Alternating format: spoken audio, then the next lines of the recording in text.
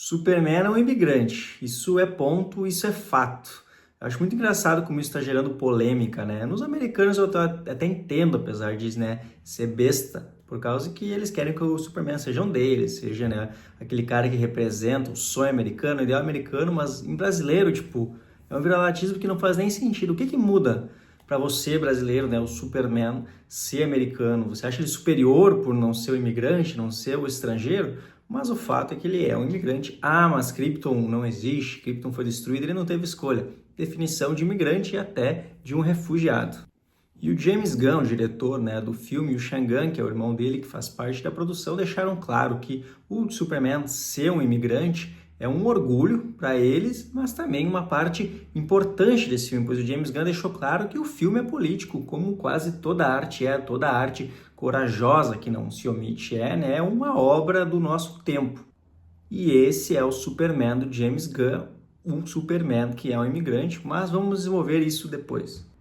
O James Gunn, essa nova empreitada da Warner barra DC de achar um novo Kevin Feige para suas produções depois do fracasso do Snyder, falou bastante coisa durante a pré-produção e produção do filme, né? Falou que ia focar mais na Era de Prata dos quadrinhos, que é uma era mais fantasiosa, mais mitológica, que expande onde surge o Krypto e a Supergirl, por exemplo. Também falou que queria fazer um herói mais frágil, mais vulnerável, o que é bem visto nesse filme, e eu acho um acerto grande, porque humaniza bastante o personagem, aproxima ele da gente, e não é aquele ser onipotente, né, invulnerável, que acaba sendo, né, meio que uma representação de um deus, como foi o que o Snyder tentou fazer no Superman dele, que acaba sendo bem desinteressante como personagem, por tu não sentir o risco e também não se identificar muito com ele. Outra coisa que ele falou bem recentemente é que existem 3 histórias de super-herói que não precisam mais ser contadas no cinema, que é a morte dos pais do Batman, quando o Homem-Aranha é picado pela aranha radioativa, e a origem do Superman saindo, né, de Krypton, o que eu acho que faz sentido, eu entendo, mas vendo isso em prática no filme eu senti falta. O filme já começa em ação com um letreiro falando,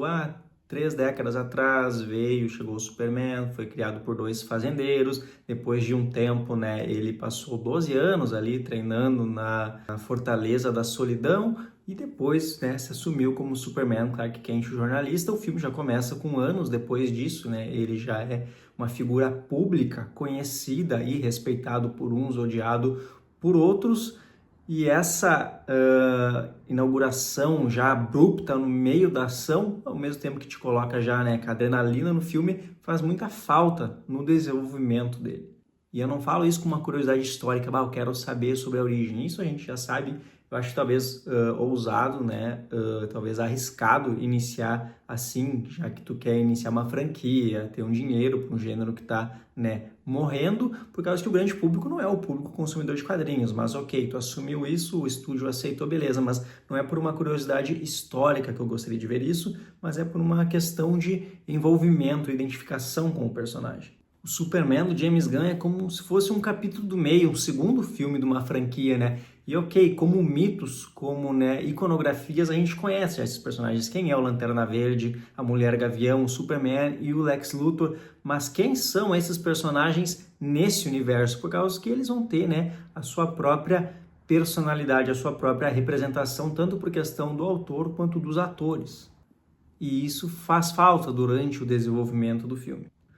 Isso porque essa origem, né, do personagem Krypton e o crescimento dele é uma parte que foi sempre muito interessante nos filmes. No filme do Donner, o clássico de 78, para mim é até a melhor parte do filme, a parte em Krypton e depois o Superman crescendo ali na fazenda, mas até no filme do Snyder, o Man of Steel, que eu sou bem crítico, apesar de ele ter muitos fãs, uma das melhores cenas, né, é com os pais dele deixando o bebê enquanto Krypton é destruído.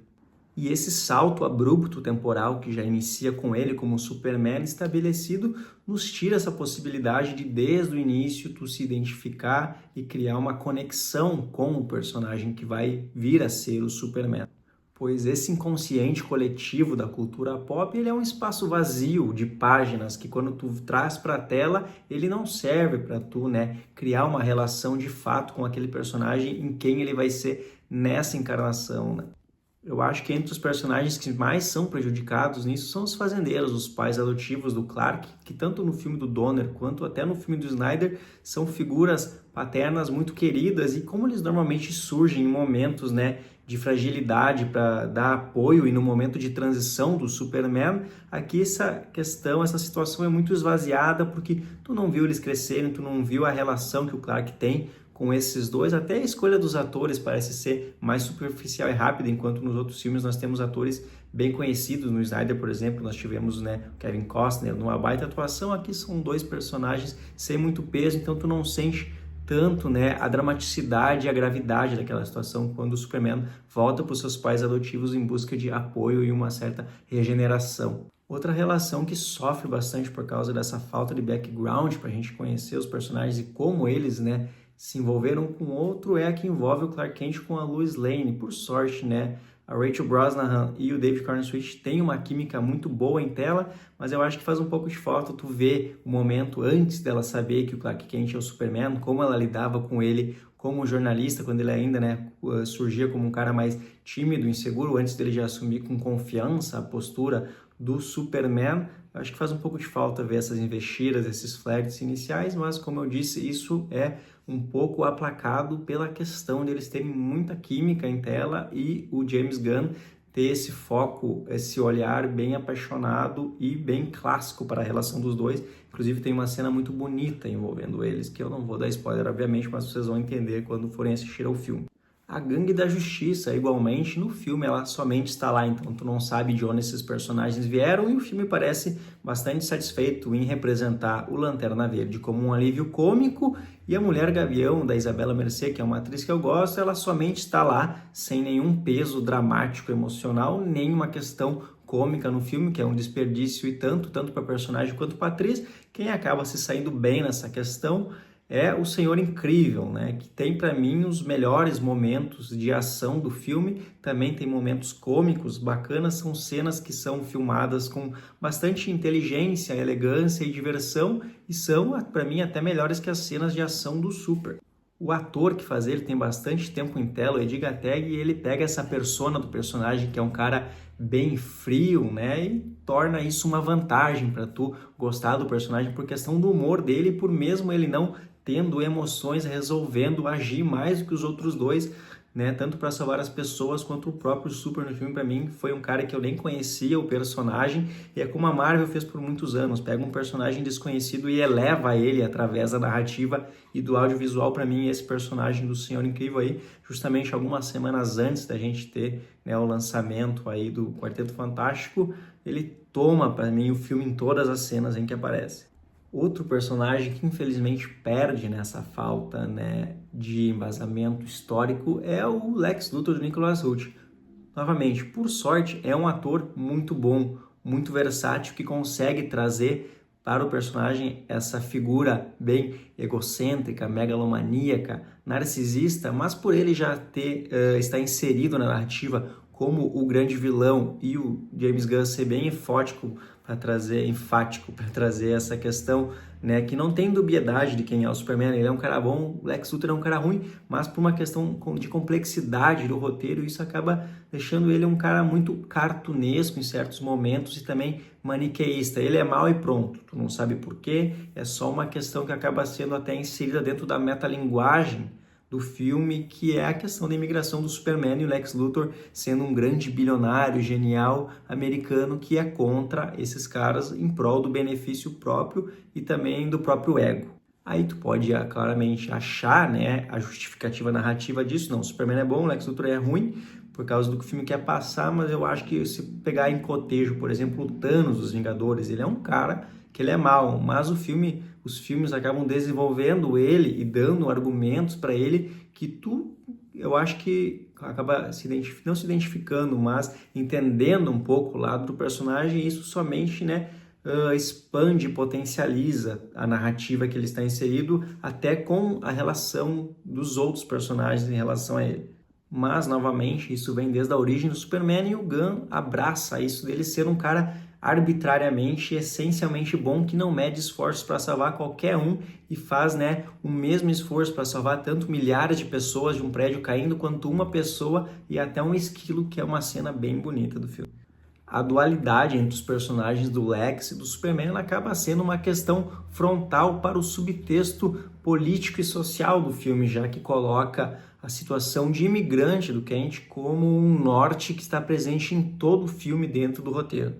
O Superman do Kent, ele é mostrado como se ele tivesse que a todo momento se provar para a humanidade sobre como que qualquer deslize dele ser visto como justificativa para as pessoas odiarem ou dizerem que na verdade ele é uma pessoa mal, e o Luthor se aproveita desse discurso e desse imaginário que está incutido dentro das pessoas para criar uma situação que permite isso acontecer, como se as pessoas, a população que foi salva pelo Superman tantas vezes, somente esperasse um motivo para de fato poder odiar ele, como se eles quisessem isso, mas ainda não tivessem um motivo para tal. Como se eles esperassem, né, um motivo para odiar o estrangeiro. E nisso eu acho que o filme faz um espelhamento bem bom do Lex Luthor, como se fosse o Elon Musk, que é esse bilionário genial, completamente narcisista e egocêntrico em prol dos próprios, né, benefícios e lucros a despeito de quem ele vai estar prejudicando por causa disso. E pior ainda, criando toda uma manipulação midiática e um discurso cínico que busca justificar as atrocidades que ele comete. Para mim, essa questão é uma canetada do James Gunn que a Marvel teve em mãos para fazer antes em Capitão América 4 e arregaram bastante.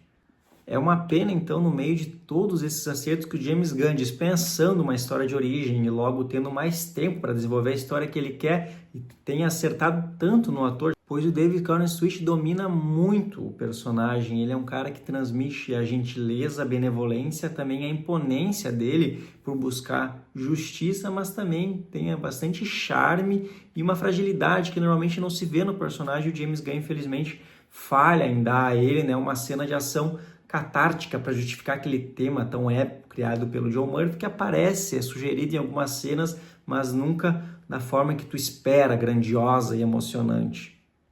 Isso porque a fotografia e as cenas de ação do filme são, infelizmente, né, o mesmo diretor de fotografia do Flash, então traz toda aquela visão artificial que tu vê que é um efeito especial jogado em tela, não tem nada de prático ali, e isso acaba derrubando bastante as cenas de ação do filme, que são repetitivas, com uma fotografia escurecida ou meio aborrecida. Como eu falei, o Senhor Incrível lá acaba tendo as melhores cenas de ação mais criativas do filme,